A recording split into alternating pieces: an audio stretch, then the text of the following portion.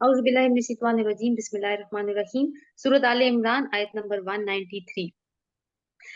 ए हमारे रब, हमने एक पुकारने वाले की पुकार को सुना जो ईमान की तरफ बुलाता था और कहता था अपने रब को मानो। हमने इसकी दावत कबूल की। बस ए हमारे रब, जो कसूर हमसे हो गए हैं इनसे दरगुजर फरमा, जो बुराइयां हम में हैं उन्हें दूर कर दे और हमारा खात्मा नेक लोगों के साथ कर। खुदावन, जो वादे तूने अपने रसूलों के जरिए से किए हैं इनको हमारे साथ पूरा कर और कयामत के दिन हमें रुसवाई में न डाल। बेशक तू अपने वादे के खिलाफ करने वाला नहीं है। अब ये देखिए, यहाँ पे ना अल्लाह ताला ने पहले उलुल अलबाब की बात की है, जो होशमंद लोग हैं। देखिए, अल्लाह ताला ने हर इंसान को फितरत के ऊपर पैदा किया है, और जो फितरत अगर इंसान की सही हो और अकल उसकी सही रहनुमाई करे, तो फिर इंसान अल्लाह ताला की कायनात के ऊपर गौर करता है। ये पहला स्टेप है ईमान के सफर में। पहला स्टेप क्या है कि इंसान कायनात की निशानियों पर गौर करता है। वो सूरज को देखता है, वो चांद को देखता है, हर एक अपना अपना काम कर रहा है। फिर वो ये सोचता है कि ये जमीन और आसमान कैसे बन गए, किसी ने तो बनाया होगा। मैं कैसे बन गया, किसी ने तो मुझे भी बनाया होगा। फिर ये जमीन और आसमान अपना अपना काम कर रहे हैं, ये चांद और सूरज अपना अपना मकसद पूरा कर रहे हैं। तो इसका मतलब है कि मैं भी किसी मकसद के तहत बना हूं। तो ये वो गौर व फिक्र है जिसके ऊपर वो बंदा अभी चल रहा है। फिर दूसरा स्टेप क्या है कि अब गौर व फिक्र करके वो एक नतीजे पर तो पहुंच गया है कि इन सब चीजों का बनाने वाला कोई खालिक मौजूद है। अब मजीद गौर व फिक्र कर रहा है कि इसका मतलब है कि मुझे बनाने वाला भी एक खालिक है। अब वो याद कर रहा है अपने खालिक को, यानी हर चीज की जिंदगी का मकसद है, तो फिर मेरी जिंदगी का क्या मकसद है? मुझे रब ने क्यों मुझे खालिक ने क्यों बनाया, क्या चाहता है वो मुझसे? अब जाहिर है कि क्या चाहता है इंसान यहाँ तक तो पहुंच सकता है अपनी समझ और अकल की रोशनी में, और चीजों कायनात की निशानियों पर गौर करके इस नतीजे पर इंसान आराम से पहुंच सकता है, जो भी गौर व गौस करता है। लेकिन अगली वाली बात को वो नहीं समझ सकता कि मेरा रब मुझसे क्या चाहता है, मेरे रब की मुझसे क्या एक्सपेक्टेशंस है। उसके लिए क्या चीज काम करती है? वही, या अल्लाह ताला की किताब। ये जो बात आई है ना कि ए हमारे रब, हमने एक पुकारने वाले की पुकार को सुना जो कहता था कि ईमान लाओ अपने रब के ऊपर, तो हम ईमान ले आए। अब क्या हुआ कि दिल के अंदर तो वो एक रोशनी पहले से फैल गई थी। जैसे ही बाहर वही की रोशनी उन्हें नजर आई, उस पहली रोशनी ने दूसरी रोशनी को कैच कर दिया। जब दोनों ने कैच कर दिया तो क्या हुआ? ईमान की शम्मा जल गई। अब जब ईमान की शम्मा जल गई तो अब क्या एहसासात हैं? अब क्या दुआ कर रहे हैं कि रब्बना फग़फिर लना ज़ुनूबना व कफ़िर अन्ना सय्यिआतिना व तवफ़्फ़ना मअल अबरार। कि ऐ हमारे रब, हमारे गुनाहों को माफ कर दे, और जो कुछ हम करते रहे हैं उससे सरफे नजर कर, और हमें उन लोगों के साथ मौत दे जो जो नेक लोग हैं, और हमें वो अता फरमा जो तूने रसूलों के जरिए हमें हमसे वादे किए हैं, और बेशक तू अपने वादे के खिलाफ नहीं करता। तो ये है। अब अल्लाह ताला इसका जवाब दे रहे हैं। जवाब में अल्लाह ताला क्या फरमा रहे हैं? फस्तजाब लहुम रब्बुहुम अन्नी ला उदीउ अमला आमिलिन मिनकुम मिन दकरिन औ उन्सा। जवाब में उनके रब ने फरमाया, मैं तुम में से किसी का अमल जाया करने वाला नहीं हूँ, ख्वाह मर्द हो या औरत, तुम सब एक दूसरे के हम जिन्स हो। लिहाजा जिन लोगों ने मेरी खातिर अपने वतन छोड़े और मेरी राह में अपने घरों से निकाले गए और सताए गए और मेरे लिए लड़े और मारे गए, उनके सब कसूर मैं माफ कर दूंगा, और उन्हें ऐसे बागों में दाखिल करूंगा जिनके नीचे नहरें बहती होंगी। ये उनकी जजा है अल्लाह के यहाँ, और अल्लाह बेहतरीन जजा अल्लाह ही के पास है। ये तो अल्लाह ताला ने जवाब दे दिया। लेकिन अल्लाह ताला ने जवाब में जिन बातों का जिक्र किया, एक तो ये कहा कि मैं अमाल जाया करने वाला नहीं हूँ, चाहे वो तुम मर्द हो या औरत हो। ठीक है। लेकिन आगे जो बातें हैं कि किन किन लोगों को वो माफ करेगा, कौन कौन से औसाफ हैं। आप देखिए, जब इंसान के अंदर ईमान रासिख हो जाता है ना, तो फिर वो उसके अमल से झलकता है। कैसे? फिर वो लोग जब अल्लाह की खातिर सताए जाते हैं ना, कि किसी किसी जगह पे उनको उनका रहना तंग कर दिया जाता है सिर्फ इस वजह से कि वो अल्लाह के कानून को मानना चाहते हैं, उसी की वहदनियत पे यकीन करना चाहते हैं, तो फिर क्या होता है? फिर वो वहां से हिजरत कर जाते हैं। यानी ईमान वाले इस चीज को बर्दाश्त नहीं करते, वो इलाका छोड़ देते हैं। और फिर ऐसे लोगों को घरों से निकाला जाता है और हिजरत पे मजबूर किया जाता है, फिर वो अल्लाह की राह में लड़ते भी हैं उसी ईमान की खातिर। तो अल्लाह ताला कहते हैं कि मैं उनके साथ, यानी ये लोग जब ईमान इनके अंदर आ जाते, तो आप देखिए इन अ वे ये कितने बहादुर हो जाते हैं। ये लोगों से लड़ने मरने को तैयार हो जाते हैं अल्लाह की खातिर। तो ये ईमान का एक آپ کہہ سکتے ہیں کہ آؤٹورڈ ایکسپریشن ہے جو انسان کے عمل میں نظر آتا ہے. تو کہتے ہیں نا توحید عملی کی مثال ہے یہ. اور پھر اللہ تعالیٰ کہہ رہے ہیں کہ ان کے لیے بہترین جزا ہے اس کے پاس. اب جو کنکلوڈنگ آیات آ رہی ہیں وہ کیا ہیں؟ لا یغرنک تقلب الذین کفروا فی البلاد. اے نبی صلی اللہ علیہ وسلم، دنیا کے ملکوں میں خدا کے نافرمان لوگوں کی چلت پھرت تمہیں کسی دھوکے میں نہ ڈالے. یہ جو تمہیں چلتے پھرتے نظر آ رہے ہیں نا کہ بڑی شان و شوکت ہے ان کی، بڑے بڑے ان کے بنگلے ہیں، بڑی بڑی گاڑیوں میں گھومتے ہیں، بڑے بڑے برانڈ کانشیس ہیں، بڑے کریئر اورینٹڈ ہیں، اور تم بڑے امپریس ہو سکتے ہو ان کے. تو یہ تمہیں یہ صرف دھوکا ہے، تم اس دھوکے میں مبتلا نہ ہو. یہ محض چند روزہ زندگی کا تھوڑا سا لطف ہے. یہ جو مٹیریل کے پیچھے بھاگ رہے ہیں اس کی کوئی پائیداری نہیں ہے، چند دنوں کے دھوکے کا سامان ہے. کیوں یہ کہا اللہ نے؟ کیونکہ دنیا بھی تو چند دنوں کا دھوکا ہی ہے نا. پھر یہ سب جہنم میں جائیں گے جو بدترین جائے قرار ہے، برعکس اس کے کہ جو لوگ اپنے رب سے ڈرتے ہوئے زندگی بسر کرتے ہیں. یعنی ایک رویہ تو یہ ہے کہ مٹیریل کی ریس میں لگ جاؤ، رب کو بھول جاؤ، مٹیریل ہی ان کا خدا بن گیا ہے. اور دوسرے وہ ہیں جو متقی ہیں، اپنے رب سے ڈرتے، کانشیس ہو کے زندگی، اصل میں کیا ہے، کانشیس ہو کے زندگی گزارتے ہیں. یہ ایک ایٹیٹیوڈ ہے ٹوورڈز لائف. اور دیکھیں بہت سارے لوگ ایسے بڑے کیئر فری ہوتے ہیں. اچھا ان کو بتاؤ نا یہ کام تم نے کیا ہے، اچھا تو پھر کیا ہوا، کر دیا ہے تو ہو گیا ہوگا، میں نے جان بوجھ کے تو نہیں کیا. یعنی ذمہ داری تک لینے کو تیار نہیں ہوتے. اس طرح کے لوگوں سے بھی ہمارا واسطہ پڑتا ہے. اور اس طرح کے لوگ بھی ہوتے ہیں جو تھوڑی سی غلطی ہو جائے تو گھنٹوں اپنے آپ ہی کو کوستے رہیں گے کہ ہائے مجھ سے کیوں ہوگی. تو دو طرح کے ایٹیٹیوڈ ہیں. تو کون سا ایٹیٹیوڈ ایسا ہے جو ہمارا رویہ کیئرفل کر سکتا ہے، اور کون سا ایٹیٹیوڈ ایسا ہے جو ہمیں کیئر فری کر سکتا ہے؟ ان دونوں باتوں کا اختیار بھی اللہ تعالیٰ نے ہمیں دیا ہے کہ ہمیں کون سا راستہ ایٹیٹیوڈ اختیار کرنا ہے. وہ رائٹ ایٹیٹیوڈ کیا ہوگا جو ہمیں ایک رائٹ ڈیسیجن کی طرف لے کر جائے گا.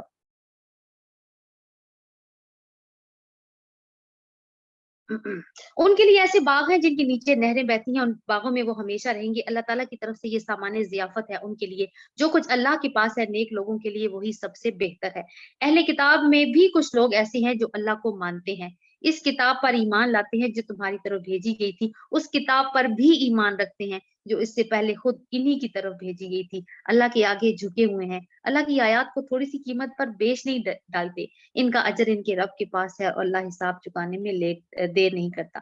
تو اہل ایمان کے، اہل کتاب کے اس گروہ کی اللہ تعالیٰ یہاں پہ قدردانی کر رہے ہیں جو پہلے تو اپنے رسول اور اپنی کتاب پر ایمان لائے، لیکن جیسے ہی رسول اللہ صلی اللہ علیہ وسلم نے اپنی بعثت کا اعلان کیا اور اس قرآن کو پیش کیا تو وہ اس کے اوپر بھی ایمان لائے. اور یہود و نصارہ کی کافی تعداد تھی جنہوں نے ایسا کیا. تو اللہ تعالیٰ ان کے اس عمل کی قدردانی فرما رہے ہیں. یا ایھا الذین آمنوا اصبروا وصابروا ورابطوا واتقوا اللہ لعلکم تفلحون. آخری آیت ہے. اے لوگو جو ایمان لائے ہو، صبر سے کام لو، باطل پرستوں کے مقابلے میں پامردی دکھاؤ، حق کی خدمت کے لیے کمر بستہ رہو اور اللہ سے ڈرتے رہو، امید ہے کہ تم فلاح پاؤ گے. تو یہ کون سے تین کام ہیں جو کرتے رہنا ہے کہ باطل پرستوں کا جب تمہیں مقابلہ کرنا ہوگا نا تو تم نے بہادری دکھانی ہوگی، تو تمہیں صبر سے کام لینا ہوگا اس وقت، کیونکہ حالات مشکل ہوتے ہیں، آسان نہیں ہوتے. پھر تمہیں جم کے رہنا ہوگا اور خدمت اللہ کی حق کی خدمت کے لیے پھر تمہارے قدم نہیں ڈگمگانے چاہیے. تو یہ وہ آخری نصیحت ہے جو اللہ تعالیٰ اس سورت کے اینڈ پہ کر رہے ہیں ہمیں کہ کامیابی کے لیے کیا چیزیں ضروری ہیں، صبر اور تقویٰ. اور کتنی دفعہ ہم نے دیکھا کہ اس سورت میں صبر کا لفظ استعمال ہوا، تقویٰ کا لفظ استعمال ہوا اور توکل کا لفظ استعمال ہوا. اس کے علاوہ ہم نے کیا دیکھا کہ ہماری امت محمدی کی زندگی کا مقصد اللہ تعالیٰ نے اس میں بتا دیا کہ تم کس مقصد کے تحت اس دنیا میں آئے ہو. اور جب اتنا بڑا مقصد ہونا تو پھر جنگیں بھی پیش آ جاتی ہیں. تو جب جنگیں پیش آتی ہیں تو کیونکہ مقصد جنگ جیتنا نہیں ہوتا، اللہ تعالیٰ کے دین کو غالب کرنا ہوتا ہے.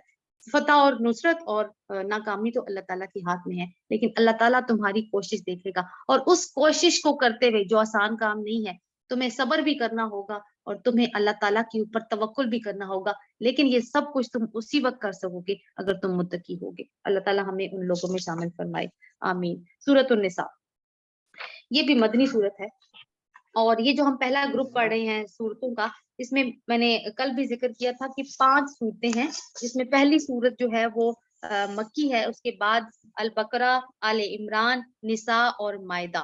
یہ جو ہیں یہ مدنی صورتیں ہیں۔ اب جیسے البقرہ اور آل عمران جوڑے کی شکل میں تھی، اسی طرح نساء اور مائدہ بھی جوڑے کی شکل میں ہے۔ اب ان دونوں صورتوں میں کوئی حروف مقطعات نہیں ہے، ڈائریکٹ خطاب شروع ہو جاتا ہے۔ اس میں یہ ہے کہ منافقین سے بھی بات کی گئی ہے، کافی ان کا وہ کھولا گیا ہے کیریکٹر۔ پھر یہ ہے کہ انسانی تمدن کی سب سے بنیادی چیز کیا ہے؟ معاشرہ، اور معاشرے کی بنیاد اس وقت پڑتی ہے جب ایک گھر کی بنیاد پڑتی ہے، اور گھر میں عورت اور مرد کا تعلق اس بنیاد کو ڈالتا ہے۔ پھر اس چیز کو یعنی کہ خواتین کے حقوق کے اوپر بہت زیادہ بات کی گئی ہے۔ یتیم اور عورتیں کیونکہ معاشرے کا ایک کمزور طبقہ سمجھے جاتے ہیں، تو اللہ تعالیٰ نے ان کے حقوق کی بات کی ہے یہاں پر۔ پھر اس کے علاوہ کہ ایک معاشرے میں سیکس ڈسپلن کیسا ہونا چاہیے، اس کے بارے میں بھی ابتدائی احکامات ہیں کہ معاشرے میں جب بے راہ روی ہو جائے تو اس کو کس طرح سے ڈیل کرنا ہے۔ پھر جو آگے ریاستی لیول پہ جو باتیں ہوں گی وہ انشاءاللہ سورہ مائدہ میں آئیں گی۔ تو اب کیونکہ وہ تمدن کی بات ہوئی تو آغاز ہم دیکھتے ہیں کہ سورت کا کس طرح سے ہو رہا ہے۔ بسم اللہ الرحمن الرحیم، یا ایھا الناس اتقوا ربکم الذی خلقکم من نفس واحدہ وخلق منها زوجها وبث منهما رجالا كثيرا ونساء واتقوا الله الذي تساءلون به والارحام ان اللہ كان علیکم رقیبا۔ اب دیکھیے 2 دفعہ تقویٰ کا لفظ آیا ہے اس میں۔ اللہ کے نام سے جو بے انتہا مہربان اور رحم فرمانے والا ہے۔ لوگو اپنے رب سے ڈرو جس نے تم کو ایک جان سے پیدا کیا۔ کون سی جان؟ حضرت آدم علیہ السلام۔ اور اسی جان سے اس کا جوڑا بنایا، کس کو؟ حضرت حوا علیہ السلام جو ہماری والدہ ہیں۔ اور ان دونوں سے بہت سے مرد اور عورت دنیا میں پھیلا دیے۔ پھر ظاہر ہے ان کی اولاد کا سلسلہ چلا ہے جو کہ آج تک جاری ہے۔ اس خدا سے ڈرو جس کا واسطہ دے کر تم ایک دوسرے سے اپنے حق مانگتے ہو، اور رشتہ اور قرابت کے تعلقات کو بگاڑنے سے پرہیز کرو، یقین جانو اللہ تم پر نگرانی کر رہا ہے۔ کیا مطلب ہے اس کا؟ کہ دیکھو جس طرح سے فقیر اللہ تعالیٰ کے نام پہ مانگتا ہے نا کہ اللہ کے نام پہ کچھ دے دو، تو جب جب گھریلو جھگڑے پیدا ہوتے ہیں اور وہ کسی طرح سے نبھ نہیں رہے ہوتے، تو پھر آخر میں ان کو لوگوں کو اللہ کا ہی واسطہ دیا جاتا ہے کہ اللہ کا نام مانو اور اپنے تعلقات کو نہ بگاڑو۔ تو اسی چیز کا واسطہ دیا گیا کہ وہ جس اللہ کے نام کا تم واسطہ دیتے ہو نا، اس کا تقوی اختیار کرو۔ پھر یہ ہے کہ ایک بہت اہم حکم کہ رشتہ داری یعنی کہ جو رحمی رشتے ہیں نا، ان کو سپوائل نہ کرو، ان کے تعلقات کو بگاڑنے سے پرہیز کرو۔ وہ اللہ تعالیٰ نے جب رحم کو تخلیق کیا نا، جو یوٹرس ہے، مدر کی یوٹرس ہے، تو اس کو اللہ تعالیٰ نے کہا تھا کہ جو تجھ سے جڑے گا میں اس سے جڑوں گا، اور جو تجھ سے کاٹے گا میں اس سے کٹوں گا۔ تو رحمی رشتوں کی بہت زیادہ تاکید آئی ہے، آگے بھی ہمیں قرآن میں نظر آئے گا کہ کیونکہ یہ وہ رشتے ہیں، دیکھیے جو ماں باپ کے ساتھ جو رشتے چلتے ہیں، ان کے بہن بھائیوں کے رشتے، پھر آگے اور بھی سرکل بڑھتے چلے جاتے ہیں، اور ان سرکل کو پھیلاتے جائیں تو آخر میں یہ سرکل حضرت آدم اور حوا پہ ہی جا کے ختم ہوگا، تو پوری دنیا ایک کنبئی بن کے رہ جاتی ہے۔ تو جو رحمی رشتے ہیں ان کا حکم اس لیے آیا کہ ان رشتوں کے اندر نا بڑی آزمائش ہوتی ہے، کہ سب ظاہر ہے کہ الگ الگ سوچ کے مالک ہوتے ہیں، پھر ہر ایک کی سوچ کو ایبزارب کرنا، برداشت کرنا، صبر سے کام لینا، اور پھر بھی ان کے ساتھ اچھا ہی کیے جانا، یہ بہت بڑا صبر کا کام ہے۔ تو اللہ تعالیٰ نے اس کی خاص تاکید کی ہے، اور یہ بھی کہا ہے کہ اللہ تمہاری نگرانی کر رہا ہے۔ اب یتیموں کی بات آئی، وَآتُوا الْيَتَامَ أَمْوَالَهُمْ وَلَا تَتَبَدَّلُوا الْخَبِيثَ بِالطَّيِّبِ، اور یتیموں کے مال ان کو واپس کر دو، اچھے مال کو برے مال سے نہ بدل لو، اور ان کے مال اپنے مال کے ساتھ ملا کر نہ کھا جاؤ، یہ بہت بڑا گناہ ہے۔ کس صورت میں یہ ہوگا؟ اگر کوئی یتیم بچہ ہے، یتیم کون ہوتا ہے؟ ایسا نابالغ بچہ جس کا والد فوت ہو جائے۔ اگر بالغ بچے کا والد فوت ہو جاتا ہے تو وہ یتیم نہیں کہلاتا۔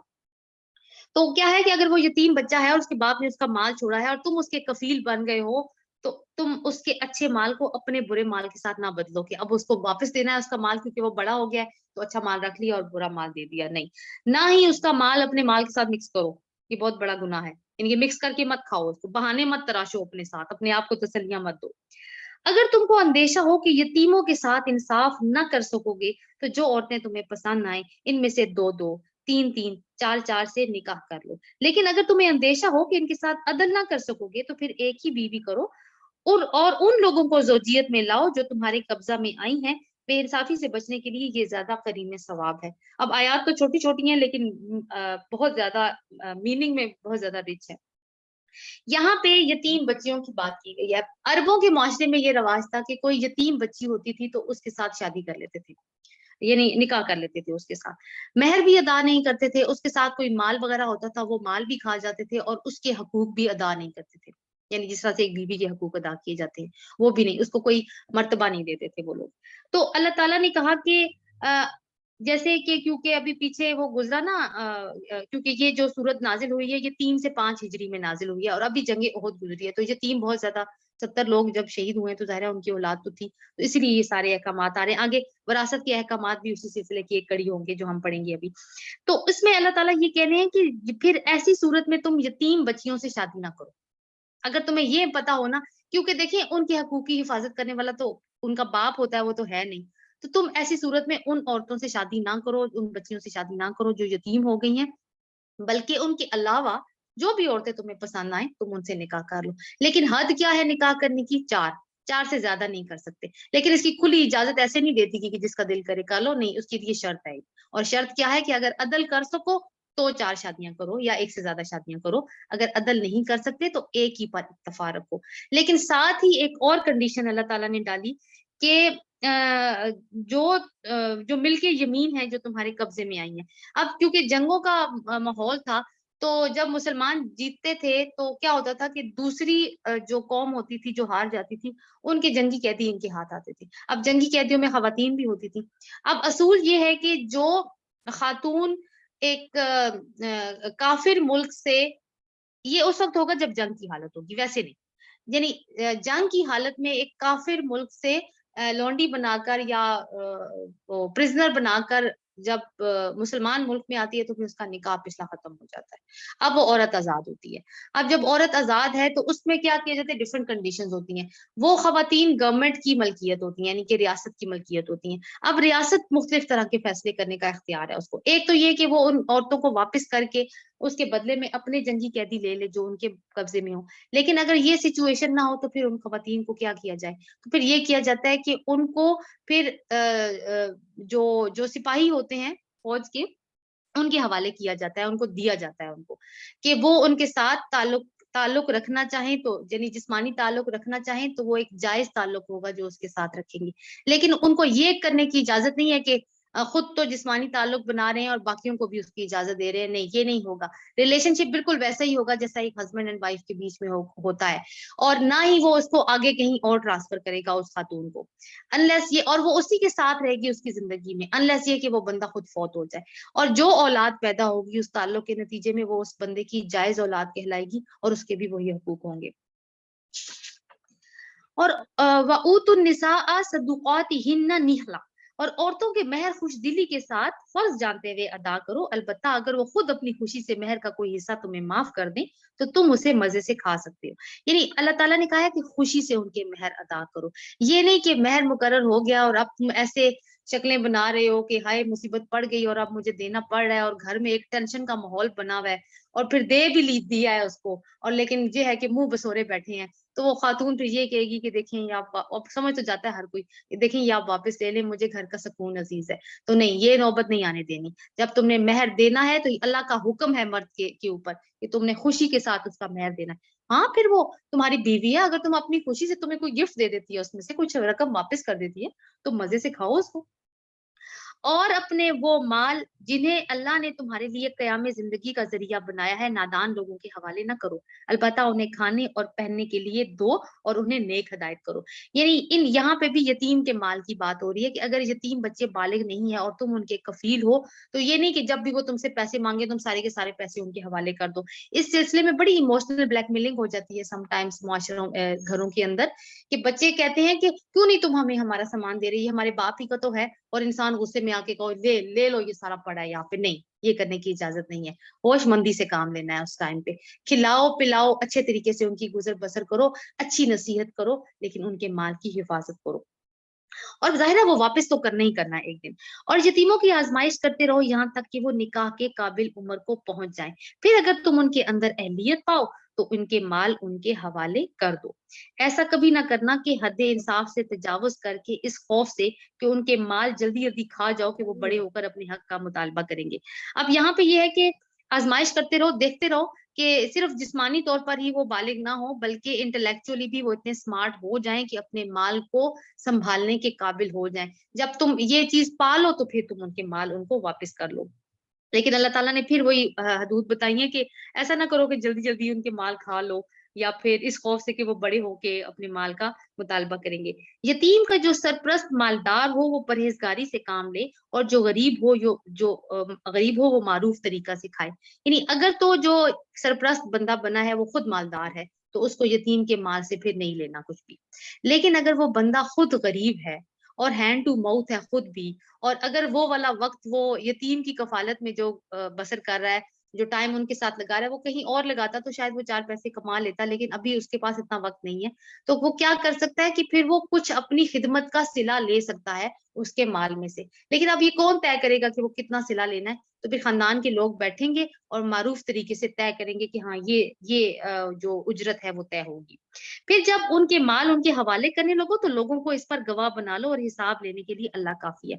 یعنی یہ وہی والی بات ہے جو ہم نے پڑھی تھی آیت دین میں کہ جب تم قرض کا لین دین کرو تو 2 گواہ کر لیا کرو. تو یہاں پہ بھی وہی بات ہے نا کہ مال کو واپس کیا جا رہا ہے تو اب 2 لوگوں کو یا لوگوں کو گواہ بنانا ہے اس کے اوپر، تاکہ چیزیں اس وقت کرسٹل کلیئر ہو جائیں، ٹرانسپیرنٹ ہو جائیں، کسی کے دل میں کوئی شکوک و شبہات نہ رہیں. اور باقی اگر کچھ رہ بھی گئے حساب کتاب میں کمی تو اللہ تعالیٰ تو اینڈ پہ حساب لے ہی لے گا.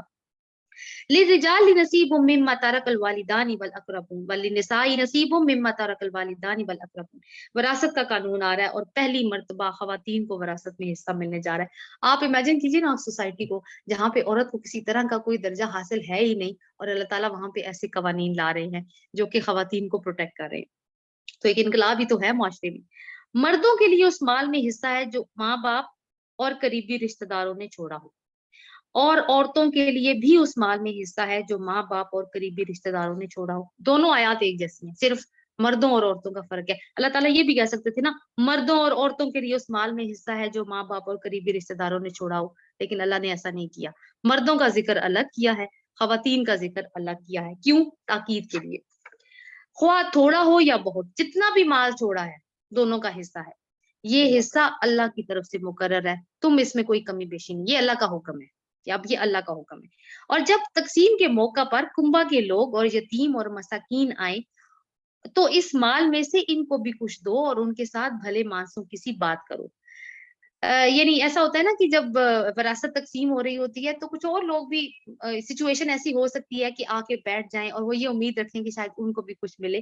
تو ایسے موقع پہ جو وارث ہیں ان کو یہ نہیں کہنا چاہیے کہ ہماری وراثت تقسیم ہو گئی ہے تم کیوں آ کے یہاں پہ بیٹھ گئے ہو بھکاریوں کی طرح. نہیں، ان کے ساتھ حسن معاملہ کرنا ہے اور اچھی بات کرنی ہے اور ان کو کچھ دے دو. جب تمہارا اپنا مال تمہیں مل جائے جو تمہارے حصے میں آنا ہے، جب وہ تمہیں مل جائے تو ان کو بھی اس میں سے کچھ دے دو تاکہ وہ بھی خوش ہو جائے. لوگوں کو اس بات کا خیال کر کے ڈرنا چاہیے کہ اگر وہ خود اپنے پیچھے بے بس اولاد چھوڑتے تو مرتے وقت انہیں اپنے بچوں کے حق میں کیسے کیسے اندیشے لاحق ہوتے. بس چاہیے کہ وہ خدا کا خوف کریں اور راستے کی بات کریں. جو لوگ ظلم کے ساتھ یتیموں کے مال کھاتے ہیں در حقیقت وہ اپنے پیٹ میں آگ بھرتے ہیں اور وہ ضرور جہنم کی بھڑکتی ہوئی آگ میں جھونکے جائیں گے. ان الذین یوصیکم اللہ فی اولادکم، تمہاری اولاد کے بارے میں اللہ تمہیں ہدایت کرتا ہے کہ مرد کا حصہ 2 عورتوں کے برابر ہے. یعنی مرد کا ڈبل حصہ ہے، عورت کا وراثت میں سنگل حصہ ہے. مرد کے 2 حصے، عورت کا 1 حصہ. اگر میت کی وارث 2 سے زائد لڑکیاں ہوں، دیکھیں اللہ تعالیٰ نے لڑکوں سے بات سٹارٹ نہیں کی، لڑکیوں سے سٹارٹ کی. اگر میت کی وارث 2 سے زائد لڑکیاں ہوں اور لڑکا نہ ہو، ان اوے یہ بات بھی کی جائے، لکھا نہیں ہے لیکن لڑکا نہ ہو، تو انہیں ترکے کا 2/3 دیا جائے گا. یعنی جتنا بھی اس کے والد نے ترکہ چھوڑا ہے وہ سارے کا سارا ان بہنوں میں تقسیم نہیں ہوگا، بلکہ کیا ہوگا کہ 2/3 ترکہ ان لڑکیوں کو جو 2 سے زیادہ ہوں، 1 سے 1 نہیں، 2 سے زیادہ کی بات ہے، 2 سے زیادہ جتنی بھی ہوں ان میں 2/3 ترکہ تقسیم ہوگا جو والد نے ان کو چھوڑا ہے. باقی جو 1 حصہ رہ جائے گا وہ والد کے رشتے داروں میں جائے گا. اور اگر ایک ہی لڑکی وارث ہو تو پھر آدھا ترکہ اس کا ہے. یعنی اگر بیٹی ایک ہی ہے جو اس نے چھوڑی ہے پسماندگان میں تو پھر اس کا حصہ آدھا ہوگا اور باقی کا آدھا والد کے رشتے داروں کی طرف جائے گا. اگر میت صاحب اولاد ہو تو اس کے والدین میں سے ہر ایک کو ترکے کا 6واں حصہ ملنا چاہیے. اگر کوئی بندہ مر گیا ہے تو اس کی اولاد بھی ہے اور اس کے والدین بھی ہیں تو پھر دونوں کو حصہ ملے گا. والدین میں کتنا ملے گا؟ ہر ایک کو، یعنی ماں کو بھی اور باپ کو بھی 1/6, 1/6, 1/6।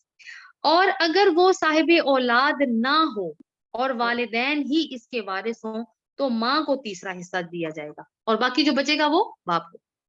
अगर मैयत के बहन भाई भी हों तो माँ छठे हिस्से की हकदार होगी। ये सब हिस्से उस वक्त निकाले जाएंगे, कब ये तकसीम होगी? पहले एक तकसीम नहीं करनी, पहले कोई और काम करना है। वो क्या है? जबकि वसीयत जो मैयत ने की हो वो पूरी हो जाए और जो कर्ज इस पर वाजिबे अदा हो वो अदा कर दिया जाए।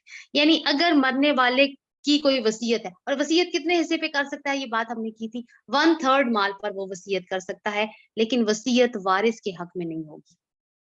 और दूसरी बात ये है कि वसीयत पूरी होगी पहले, फिर अगर उसके ऊपर कोई कर्ज है वो फिर कर्ज अदा होगा, उसके बाद जो तरका बचेगा फिर उसको तकसीम किया जाएगा फैमिली में। तुम नहीं जानते तुम्हारे माँ बाप और तुम्हारी औलाद में से कौन बिलहाजे नफा तुमसे करीब तर है, तो तुम इस बहस में, यानी अल्लाह ताला कहते हैं, ना पढ़ो कि ये मेरे साथ बड़ा अच्छा था तो इसको ज्यादा हिस्सा दे देना, तो ये मेरे साथ बच्चा खराब था तो इसको कम देना। नहीं, ये तुम नहीं फैसला करोगे, ये अल्लाह ताला फैसला करेगा। ये हिस्से अल्लाह ने मुकर्रर कर दिए हैं और यकीनन अल्लाह सब हकीकतों से वाकिफ और सारी मसलहतों का जानने वाला है। और तुम्हारी बीवियों ने जो कुछ छोड़ा हो, यानी अगर खातून फौत हो रही है और वो किसी की बीवी है और मालदार भी है, तो इसका आधा हिस्सा तुम्हें मिलेगा। ये तुम्हें कौन है? हस्बैंड। शोहर को कितना मिलेगा? आधा हिस्सा। अगर वो बाकी आधा कहाँ जाएगा? फिर उसकी फैमिली में जाएगा। अगर वो बे औलाद हो, यानी अगर वो बे औलाद हो, वरना औलाद वाली हो, तो फिर क्या होगा? वरना औलाद होने की सूरत में तरका का 1/4 हिस्सा तुम्हारा है और बाकी जो हिस्सा 1/4 के बाद जो बचेगा वो औलाद का होगा।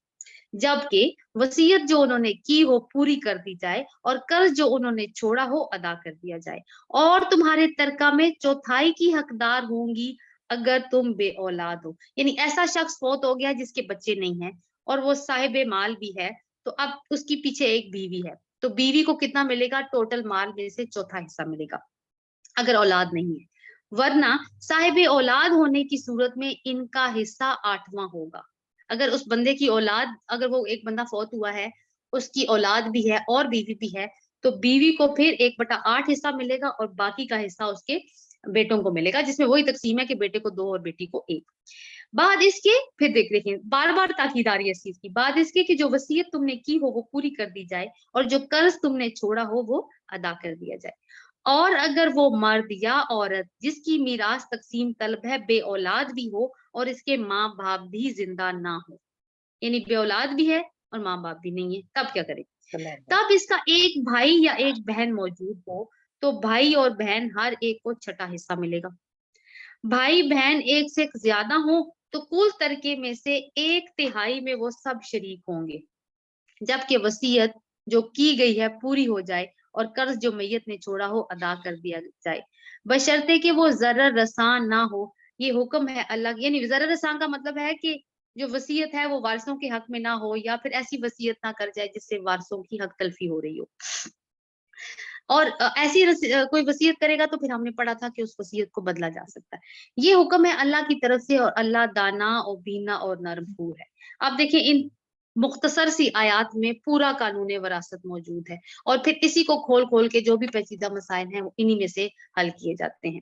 तिल का हदूदुल्लाह, ये अल्लाह की हदूद हैं। वमन युतिइल्लाह व रसूलहू युदखिलहु जन्नातिन तजरी मिन तहतिहल अनहारु खालिदीन फीहा वज़ालिकल फौजुल अज़ीम। ये अल्लाह की मुकर्रर की हुई हदें हैं। जो अल्लाह और इसके रसूल की अताअत करेगा इसे अल्लाह ऐसे बागों में दाखिल करेगा जिसके नीचे नहरें बहती होंगी और इन बागों में वो हमेशा रहेगा। यही बड़ी कामयाबी है। जो अल्लाह और उसके रसूल की नाफरमानी करेगा, इसकी मुकर्रर की हुई हदों से तजावज करेगा, उसे अल्लाह आग में डालेगा जिसमें वो हमेशा रहेगा और इसके लिए रुस्वा कुन सजा है।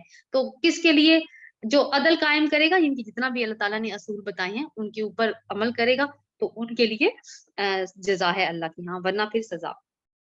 अब आगे जो बात हमने की थी कि सेक्स डिसिप्लिन की बात आ रही है कि बेराह रवि को किस तरह से रोका जाए मुआशरे के अंदर, तो ये इब्तदाई अहकामात हैं जो यहाँ आ रहे हैं। तकमीली अहकामात इसके सूरत नूर में आगे जाके हम पढ़ेंगे। वल्लती यातीनल फाहिशता मिन निसाइकुम फस्तशहिदू अलैहिन्ना अर्बअतम मिनकुम फइन शहिदू फअमसिकूहुन्ना फिल बुयूति हत्ता यतवफ्फाहुन्नल मौत व यजअलल्लाहु लहुन्ना सबीला। आयत नंबर 15 सूरत निसा। तुम्हारी औरतों में से जो बदकारी की मुर्तकिब हो उन पर अपने में से 4 आदमियों की गवाही लो اور اگر 4 آدمی گواہی دے دیں تو ان کو گھروں میں بند رکھو یہاں تک کہ انہیں موت آ جائے یا اللہ ان کے لیے کوئی راستہ نکال دے۔ یہ دیکھیں، یہ اب خاتون کی صرف بات کی گئی ہے، ظاہر ہے بدکاری کا ارتکاب وہ اکیلے تو نہیں کرے گی نا، لیکن سزا اس اکیلے کے لیے آ رہی ہے۔ تو یہاں سوال یہ پیدا ہوتا ہے کہ کیوں؟ یہ وہ سچویشن ہے جب ایک مسلمان خاتون کسی غیر مسلم مرد کے ساتھ کوئی تعلق پیدا کر لے، زنا کی بات کی جا رہی ہے۔ تو اس صورت میں کیا ہوگا؟ یہ ابتدائی حکم ہے کہ اس کو پھر بند کر دیا جائے۔ پہلے تو اس کے اوپر 4 گواہ لائے جائیں گے کہ واقعی اس نے یہ کام کیا ہے، گواہی دی جائے گی، اس کے بعد اس کو گھر میں بند کر دیا جائے گا۔ کب تک؟ جب تک کہ موت نہ آ جائے یا اللہ تعالیٰ اس کے لیے کوئی راستہ نہ نکال دیں۔ اور پھر وہ راستہ کیا نکلا تھا؟ سورۃ نور میں جب احکام آئے تھے کہ غیر شادی شدہ زانی عورت یا زانی مرد، اس کو 100 کوڑے لگے گی، اور اگر شادی شدہ مرد زانی ہے اور شادی شدہ زانی عورت ہے تو پھر اس کو رجم کیا جائے گا، یعنی پتھر مار مار کے مارا جائے گا۔ اور تم میں سے جو اس فعل کا ارتکاب کرے ان دونوں کو تکلیف دو۔ اب اگر 2 بندے انوالو ہیں اس کے اندر تو ان دونوں کو تکلیف دو۔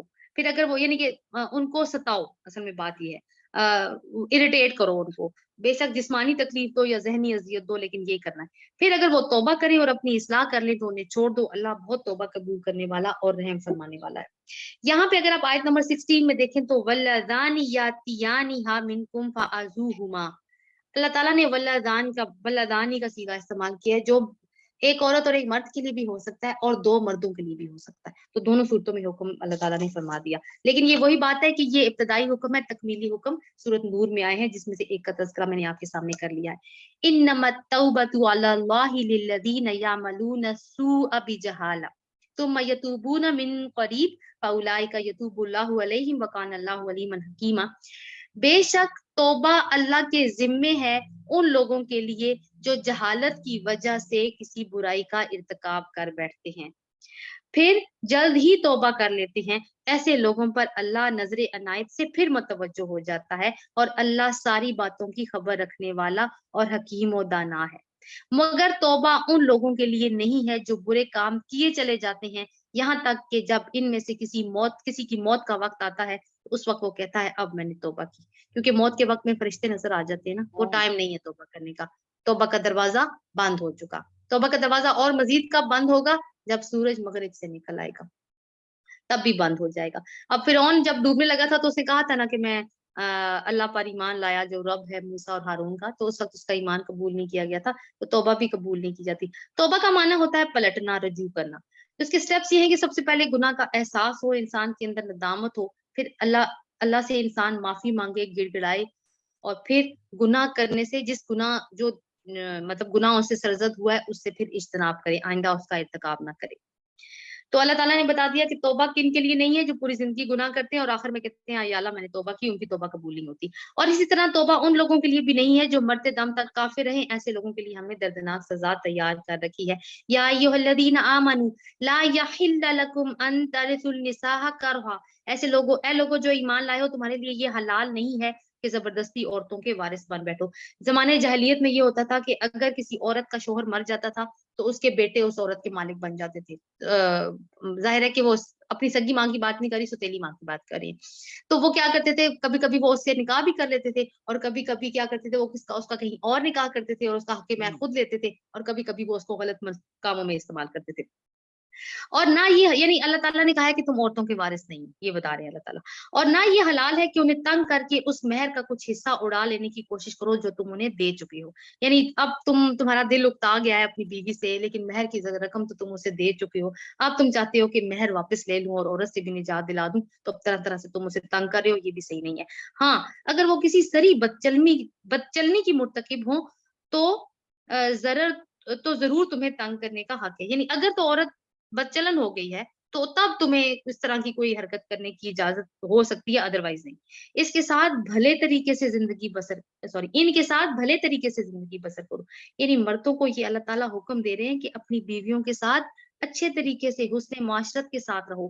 وہ تمہیں ناپسند ہو تو ہو سکتا ہے ایک چیز تمہیں پسند نہ ہو، مگر اللہ نے اس میں بہت بھلائی رکھ دی ہو، اور اگر تم ایک بیوی کی جگہ دوسری بیوی لے آنے کا ارادہ ہی کر لو تو خواہ تم نے اسے ڈھیر سارا مال ہی کیوں نہ دیا ہو، کس کو؟ پہلی بیوی کو، اس میں سے کچھ واپس نہ لینا۔ کیا تم اسے بہتان لگا کر اور سری ظلم کر کے واپس لوگے؟ اور آخر تم اسے کس طرح لوگے جبکہ تم ایک دوسرے سے لطف اندوز ہو چکے ہو اور وہ تم سے پختہ عہد لے چکی ہیں۔ آیت نمبر 21 میں یہ نکاح ہے، پختہ عہد، اور اس کے لیے کیا لفظ استعمال کیا گیا ہے؟ میثاقاً غلیظا۔